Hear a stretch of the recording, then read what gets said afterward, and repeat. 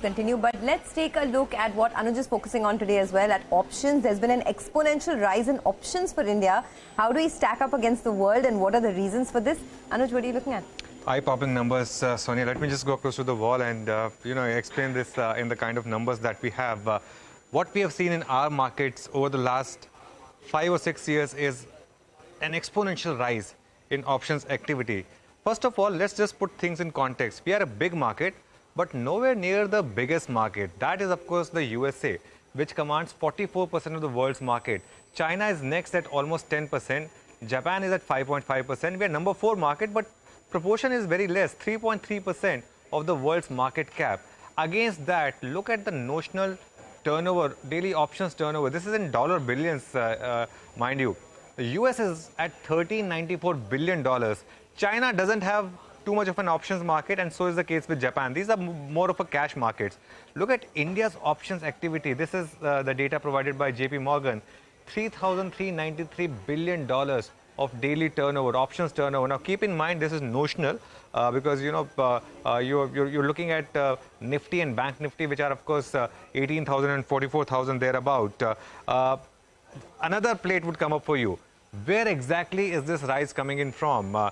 Now, this is fascinating. You have the Nifty, which is almost $1176 billion of turnover and average open interest of $81.8 billion. The Nifty is higher in open interest than the Bank Nifty, but the Bank Nifty is more in terms of turnover because the Bank Nifty is a larger index in terms of the value. So $1,705 billion. And I think the next number is the one which tells you what exactly is happening. Nifty Financial Services. This is very recent. This just started about 6 months back or so. The volume started to pick up. This is Tuesday expiry, mind you. $665 billion. It's almost reaching half of Nifty already, and $16.7 billion of open interest. In stocks, of course, the open interest is very high, $27.6 billion. But because stocks are lower priced, so that's why you have $42 billion of average turnover. Now, what is very interesting is where exactly, which kind of options are generating the highest volumes. We have the weekly options expiry now, remember.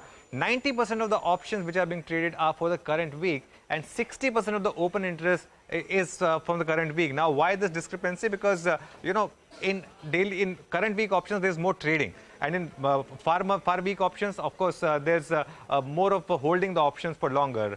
Fin Nifty has seen exponential rise in activity. That clearly is the one which turns out to be the big money spinner for NSE as well. And I think NSE has now smelled that there's an opportunity. What they're doing is they're now changing the expiry of the Bank Nifty, because on Thursday, you have both Nifty and Bank Nifty, while on Tuesday itself, Fin Nifty is generating so much volume. So what is happening? Till now, Nifty and Bank Nifty expiry is every Thursday, Fin Nifty is every Tuesday, and stocks is last Thursday.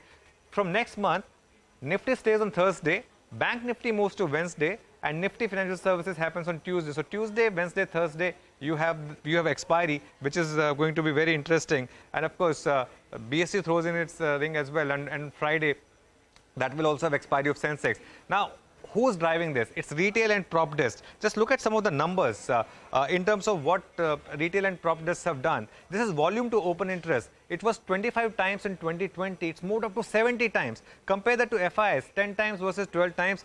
DIS, of course, they are not allowed to do intraday trade, so that's why they're not taking any leverage. DIS 0, and it's now 0 as well. And of course, in terms of volumes versus the overall volumes, you have the retail and prop traders, which accounted for 62% in 2022, and now account for 84% of the overall volumes.